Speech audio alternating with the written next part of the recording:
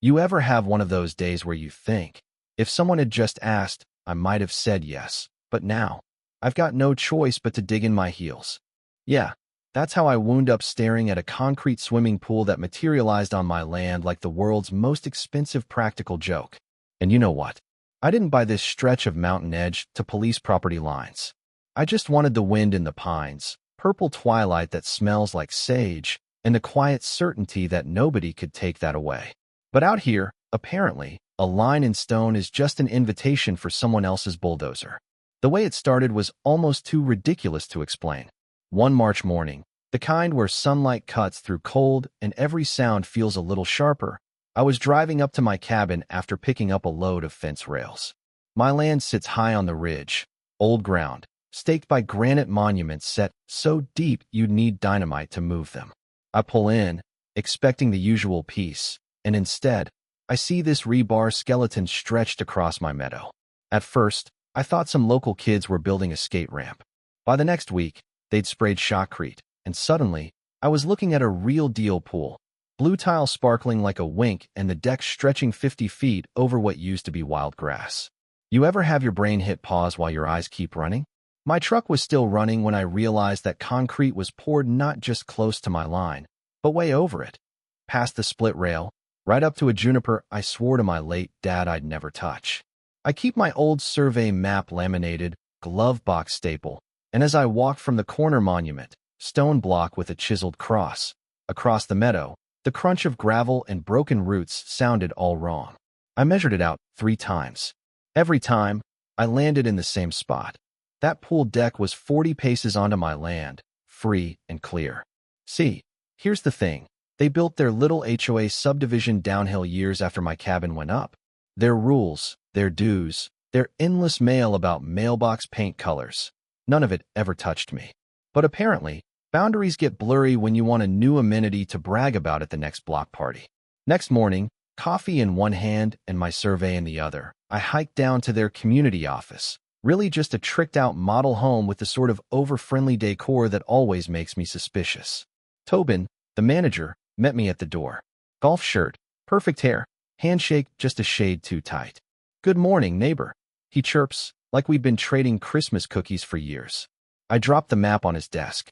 "Your pool's 31 feet over my north boundary," I told him, voice flat. He tried the whole charm routine, insisted they'd done a survey too. "Great, let's see it," I said, smiling back. That's when his whole act got stiff. He fiddled with a stapler. "The board president's handling all the infrastructure docs. Maybe you'd like to leave your contact info." I said, "I'll wait."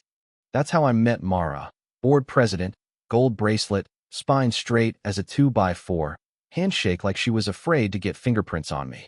She barely looked at my survey, just pointed to their county permit. I told her, "Permits don't move granite, and neither does wishful thinking." She glanced at the window, like maybe her pool would scoot itself back across the line if she stared hard enough. You know, I wasn't mad yet.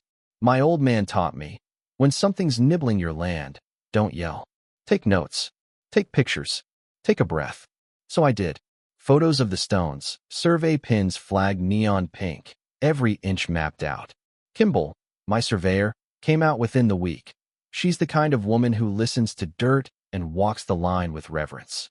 She staked everything again, shot it twice, printed me a color map that showed exactly where their concrete trespassed.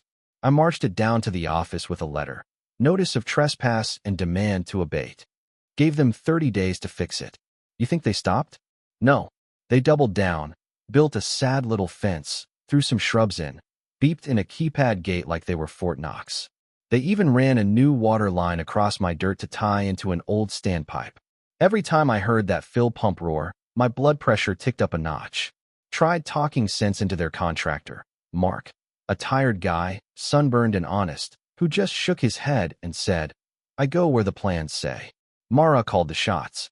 Mara, for her part, hit me with polished legalese. "Our council believes we're within our rights." County inspector signed off. "Oh, and by the way, your old fence is non-conforming for fire code." I laughed. "I'm not in your HOA. Your rules don't cross my fence. County permits don't trump title." Her smile turned sticky. "I'd hate for this to become adversarial. Neighbors ask before they pour concrete. I said. You're not my neighbor. Not today. After that, I didn't sleep much. My old hound Moose would snort and circle by the porch, offended by construction lights that made midnight look like a ball game. The meadow, where I'd snowshoed with my dad, where my daughter caught her first firefly, now had a trench like a scar, PVC glinting in the sun. I logged everything: dates, times, conversations. Day 29, a letter from their lawyer hit my table like a brick. Their solution: sign a permanent easement for $5,000 and lifetime access to a pool I never asked for. I actually laughed out loud. $5,000 couldn't move that juniper, and I wasn't about to swap my quiet for HOA pool parties. Laura, my attorney friend, polished up my reply. No deal. No easement. Every day is a new trespass. Your offer gets worse with time. On day 31, they threw a ribbon cutting. I watched from the porch, balloon arch, kids splashing, Mara in a sash. Water on my dirt, people taking selfies like it was Disney World. Here's where most folks expect the fireworks. But my rebellion was boring. Called 811 to mark utilities, called the county about stormwater, bought 2 big sump pumps, built a dry well, ran hoses, and let gravity do the talking. The county stormwater guy actually called to check. You're draining on your property? Yep. Not across the road? Nope. Document everything, he said, then hung up. Then I filed suit, trespass, encroachment, demand for injunction. Lara's firm is small, but she's got that retriever grip. We blew up Kimball's survey on poster board, included every photo, every timestamp. Asked the judge for a temporary order to halt use of the pool. Waiting for the hearing was torture. Meanwhile, I ran those pumps whenever the water line started to inch up on my side. The first time, Tobin rushed up huffing. You're damaging our property. I pointed to my survey. On my land, buddy. Abating trespass. Want to help?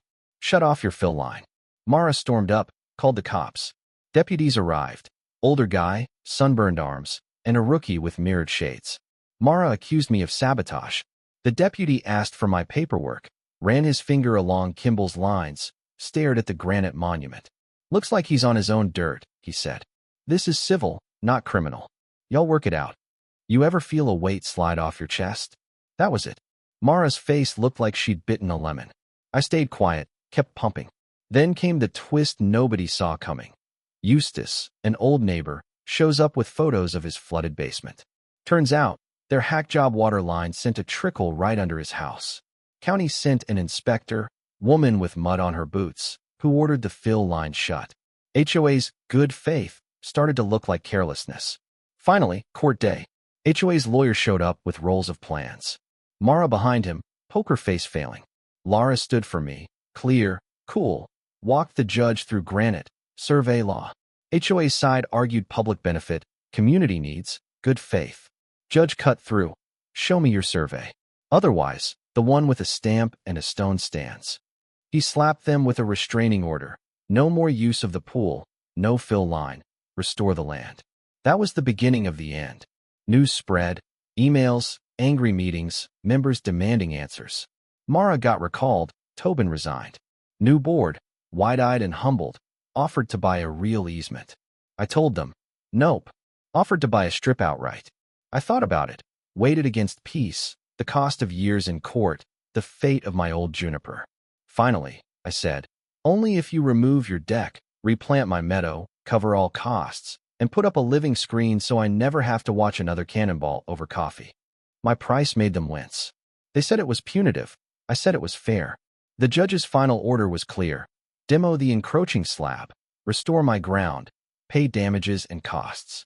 When they sawed through the concrete and craned it away, I stood by the juniper, listening. Moose at my feet, tail wagging slow. Kimball signed off on the restored line. You'd think that would be the last page, but life writes weird epilogues. A contractor slapped a mechanic's lien on my property. Laura shredded them in writing, got it cleared with a formal apology. The new board posts meeting agendas, hires real surveyors, and plants trees instead of rumors. Eustace's basement is dry, and he brags about his new drain like a trophy. Every month, I still walk the line. Take a photo of that granite monument. Watch the seasons change around the one thing nobody could move. One afternoon, Mara handed me a trowel, said she was volunteering at the Historical Society, and that she'd learned a thing or two about respecting lines. I told her, better late than never. Kids still stop me at the trailhead. One asked about my dry well for a science project. I showed him the rock, the math, told him, stewardship beats conquest. Always. The pool is back, trimmed to their side. The wind still moves through the pines. I keep the pumps, just in case. I sleep deep again, like a man whose roof is tight, whose map matches his ground. So tell me, did I go too far, or just far enough?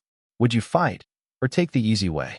Let me know in the comments. Like, share, and subscribe for the next story, because out here, there's always another line to hold.